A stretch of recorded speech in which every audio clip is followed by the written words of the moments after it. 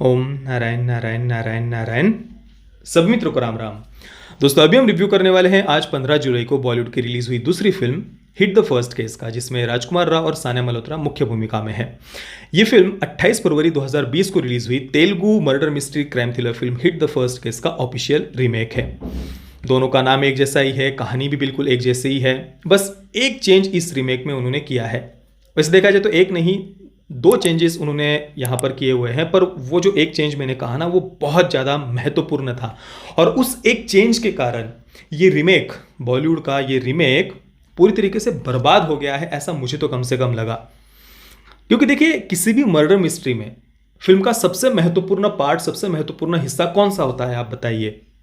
Film का ending. क्योंकि ending में जो सस्पेंस हमारे सामने रिवील होता है, वो सस्पेंस हमें कितना सरप्राइज करता है, इस पर ही किसी भी मर्डर मिस्ट्री का हमारा एक्सपीरियंस पूरी तरीके से निर्भर होता है। अगर वो सस्पेंस हमें इतना ज्यादा सरप्राइज कर दे कि भाई ये क्या था, ये तो मैंने गेस किया ही नहीं, मेरे सामने तो डायरेक्टर ने इतने सारे क्लू रखे हुए थे पर फिर भी मैं इस बात को गेस नहीं कर पाया, ऐसा एक्सपीरियंस जब कोई मर्डर मिस्ट्री हमें देती है फिल्म के एंडिंग में, तब वो मर्डर मिस्ट्री हमें सबसे ज्यादा पसंद आती है, या हमारी सबसे पसंदीदा मर्डर मिस्ट्री फिल्म हम उसको कहते हैं। अब यहां पर इस रीमेक में उन्होंने क्या किया है पता है? जो एंडिंग ओरिजिनल फिल्म में था, उस एंडिंग के पीछे का जो रीजन था ना, वो रीजन ही उन्होंने यहां पर चेंज कर दिया है। आप अभी भी मेरा ओरिजिनल फिल्म का रिव्यू देखिए, मैंने ओरिजिनल हिट फिल्म का, हिट द फर्स्ट केस का भी रिव्यू किया हुआ है। उसके रिव्यू में मैंने ये कहा था कि भाई इस फिल्म का सबसे स्ट्रांग पॉइंट है इसकी कहानी। इतने सारे कैरेक्टर्स, इतने सारे ट्विस्ट और टर्न्स, हर एक कैरेक्टर की अपनी कुछ ना कुछ एक ट्रेजेडी उसके साथ में जुड़ी हुई है, उसका एक अपना स्वभाव है, कहानी है, और इतनी सारी बातों को बहुत बढ़िया तरीके से उन्होंने एक साथ में कनेक्ट किया है। ये इस फिल्म का सबसे स्ट्रांग पॉइंट है। पर ओरिजिनल फिल्म के रिव्यू में मैंने ये बात कही थी कि भाई फिल्म का जो एंडिंग है ना, जो रीज़न उन्होंने दिखाया है, जो व्यक्ति इस पूरे हत्या के पीछे होता है, उस हत्या करने के पीछे का जो रीज़न उन्होंने दिखाया है, वो रीज़न ठीक था, अच्छा था। पर वो जो हत्यारा था ना, उसे और थोड़ा सा साइको उन्हें दिखाना चाहिए था। बस ये एक बात मैंने ओरिजिनल फिल्म में कही थी। पर ओवरऑल मुझे ओरिजिनल फिल्म पसंद आई थी। अब यहाँ पर रीमेक में उन्होंने क्या किया है पता है? वो जो रीज़न था ना हत्या के पीछे का, वो रीज़न ही उन्होंने बदल दिया है। और वो रीज़न इतना ज़्यादा बेतुका था, बिना सर पैर का था। मतलब एक तो ज़बरदस्ती का सेक्सुअल लिबरेशन को उन्होंने प्रमोट किया है, वो तो एक बात है ही। ऊपर से वो बिल्कुल भी किसी भी प्रकार से कन्विंसिंग लगता ही नहीं है। भाई ओरिजिनल फिल्म में इतना अच्छा रीजन उन्होंने दिया हुआ था हत्या के पीछे का, उसको आखिर चेंज ही क्यों किया गया? क्या रीजन था उसे चेंज करने का? मतलब अब आप बॉलीवुड में रीमेक बना रहे हैं तो क्या जबरदस्ती ये सेक्सुअल लिबरेशन वगैरह प्रमोट करना हर जगह पर जरूरी होता है?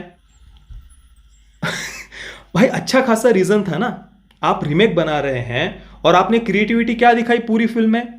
लगभग पूरी की पूरी फिल्म आपने सीन टू सीन रीमेक की हुई है, और बस क्रिएटिविटी कहाँ पर दिखाई कि एंडिंग में आपने सेक्सुअल लिबरेशन को प्रमोट कर दिया। एलजीबीटीक्यू एजेंडा जो भी है, बॉलीवुड आजकल ज़्यादातर अपनी फिल्मों के माध्यम से वो प्रमोट करता है, और तो यहाँ पर भी उन्होंने उस बात को थोड़ा सा पुश कर दिया, प्रमोट कर दिया है। पर क्या रीज़न, वो कहीं से भी कन्विंसिंग नहीं लग रहा था। तो ये तो एक बहुत महत्वपूर्ण चेंज उन्होंने यहाँ किया है, जिस कारण से ये पूरा एक्सपीरियंस ही मर्डर मिस्ट्री का हमारा खराब हो जाता है। और दूसरी एक जो थोड़ा बहुत चेंज मुझे फिल्म में दिखाई दिया, वो ये था कि जो कुछ रोमांटिक सीन्स वगैरह थे, वो ओरिजिनल फिल्म में थोड़े सटल वे में दिखाए गए थे, पर यहाँ पर बॉलीवुड के रीमेक में वो लिप टू लिप किसिंग के सीन वगैरह उन्होंने ज़बरदस्ती के डाल दिए हैं, और ज़्यादा पैशनेट ऐसे रोमांटिक सीन वगैरह उन्होंने दिखाए हैं। क्या रीज़न था इसे चेंज करने का? मतलब इस कारण से क्या कुछ एक्सपीरियंस बदलने वाला था दर्शकों का? मुझे तो ऐसा बिल्कुल भी नहीं लगा। अब दोस्तों, इस फिल्म की कहानी मर्डर मिस्ट्री और उसके साथ में चल रहे पुलिस इन्वेस्टिगेशन पर आधारित है। चाहे ओरिजिनल फिल्म हो या फिर रीमेक हो, दोनों की ही कहानी लगभग लगभग एक जैसी ही है। दोनों में ही जो मुख्य पुलिस ऑफिसर का कैरेक्टर है उसका नाम विक्रम ही रखा गया है। यहाँ पर रीमेक में राजस्थान पुलिस के एक special department homicide investigation team, इसके ऑफिसर दिखाया है विक्रम को, और वे इस केस को इन्वेस्टिगेट कर रहे हैं, और बहुत बारीकी से डिटेल में उन्हें इस केस को इन्वेस्टिगेट करते हुए दिखाया है। अब रियल लाइफ में जब हम किसी मर्डर मिस्ट्री की बात करते हैं, तो सबसे पहले हमारे सामने जिस केस का, जिस घटना का नाम आता है, वो है आरुषि तलवार मर्डर केस। मतलब अभी भी उस बात को अगर हम याद करें तो कितने सारे प्रश्न हमारे मन में आज भी उठते हैं। उस पर तो ऑलरेडी 2 फिल्में बन चुकी है। अब इस केस के बारे में अगर आपको अधिक जानकारी चाहिए तो कुको एफएम पर आरुषि तलवार the most mysterious murder case, ये ऑडियो बुक आप अवश्य सुनना। इस ऑडियो बुक के माध्यम से आपको इस केस के बारे में, इस केस के कई सारे और पहलू आपको जानने को मिलेंगे। और कुको एफएम पर तो ऐसे 4000 से ज़्यादा ऑडियो शोज अवेलेबल है, 1000 घंटों से ज़्यादा की कंटेंट लाइब्रेरी अवेलेबल है, वो भी ढेर सारे अलग अलग जोनरा में। यानी कुको एफएम को एक प्रकार से हम ज्ञान का सागर कह सकते हैं। कुको एफएम एक proudly made in India app है और इस ऐप को डाउनलोड करने की लिंक मैंने नीचे डिस्क्रिप्शन और पिन कमेंट में दी हुई है। और इसके साथ ही मैंने कूपन कोड भी दिया है। इस कूपन कोड का यूज़ करके पहले 250 यूज़र्स को कुको एफएम के ईयरली सब्सक्रिप्शन पर 50% का डिस्काउंट मिलेगा। यानी 399 का ईयरली सब्सक्रिप्शन आपको मात्र 199 में ही मिलेगा। तो कुको एफएम को डाउनलोड करना आप बिल्कुल भी मत भूलना। तो हम बात कर रहे थे पुलिस इन्वेस्टिगेशन की। अब इस फिल्म की कहानी में चाहे ओरिजिनल हो या रिमेक हो, दोनों के ही राइटर और डायरेक्टर एक ही है, शैलेश कुलानु जी। उन्होंने इस पुलिस इन्वेस्टिगेशन वाले पार्ट को बहुत ही बारीकी से, सूक्ष्मता से लिखा है। इस कारण से हमारा इंटरेस्ट शुरुआत से अंत तक बना रहता है। रिमेक को छोड़ के, रिमेक के एंडिंग में उन्होंने कुछ और ही अपना ज़बरदस्ती का चेंज जो उन्होंने किया है वो मुझे पसंद नहीं आया रिमेक में। बाकी ओवरऑल जो पुलिस इन्वेस्टिगेशन वाला पार्ट था, या फिर जो कई सारे अलग अलग सस्पेक्ट्स जो उन्होंने दिखाए हैं, जो संदेह की सुई उन पर घूमती रहती है, ये सारी बातें जिस प्रकार से उन्होंने दिखाई है, लिखी है, जो कैरेक्टर डेवलपमेंट था, ये सारी बातें मुझे इस फिल्म की पसंद आई।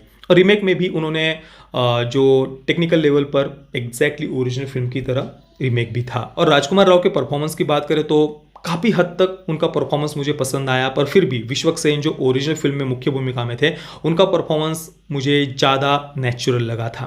यहाँ पर जो डिप्रेशन आदि के जो सीन थे, वहाँ पर राजकुमार राव कुछ थोड़ा सा उनकी एक्टिंग ओवर लग रही थी। बाकी सानिया मल्होत्रा की बात करें तो ना, उनकी एक्टिंग मुझे रिमेक में बिल्कुल भी पसंद नहीं आई। तो ओवरऑल रिमेक मतलब ठीक ठाक था। इसके अपेक्षा आप अगर ओरिजिनल फिल्म देखेंगे तो वो आपको ज़्यादा अच्छा एक्सपीरियंस देगी, ऐसा मुझे लगता है। बाकी आप मेरा ओरिजिनल फिल्म का रिव्यू ज़रूर देखना, क्योंकि उसमें एक बात, जो एक कॉलेज के प्रोफेसर वाला जो सीन था, उस पर मैंने एक थोड़ा डिटेल में बात की है। वो मैं यहाँ पर बात नहीं करूँगा उस पर, क्योंकि ऑलरेडी मैंने ओरिजिनल फिल्म के रिव्यू में उस पर काफ़ी विस्तार में चर्चा की हुई है। तो हमारा वो रिव्यू आप ज़रूर देखना। मैं बॉलीवुड की हिट द फर्स्ट केस को दूंगा 5 out of 10 stars. Parental guidance की तरफ हम आगे बढ़े उससे पहले एक बार मैं फिर से आप सभी मित्रों से कहना चाहूँगा कि कुको एफएम को डाउनलोड करना बिल्कुल भी मत भूलना। डाउनलोड की लिंक मैंने नीचे डिस्क्रिप्शन और पिन कमेंट में दी हुई है। पेरेंटल गाइडेंस की बात करें तो फिल्म में डायरेक्टली कोई सेक्स और न्यूडिटी तो नहीं थी, पर कुछ रोमांटिक सीन्स हैं और कुछ लिप टू लिप किसिंग के सीन भी है। और ओरिजिनल फिल्म की अपेक्षा ज़्यादा पैशनेटली इन रोमांटिक सीन्स को रिमेक में दिखाया है। बाकी थोड़ा बहुत वायलेंस भी है फिल्म में। सेंसर बोर्ड ने इस फिल्म को यूएस सर्टिफिकेट दिया हुआ है। बाकी दोस्तों, आपने अगर ओरिजिनल फिल्म या रिमेक देखा है तो आपका एक्सपीरियंस कैसा रहा दोनों फिल्मों को देखने का, मुझे अपनी कमेंट में अवश्य बताना। ये वीडियो देखने के लिए आप सभी मित्रों का बहुत बहुत धन्यवाद। जय श्री राम, वंदे मातरम।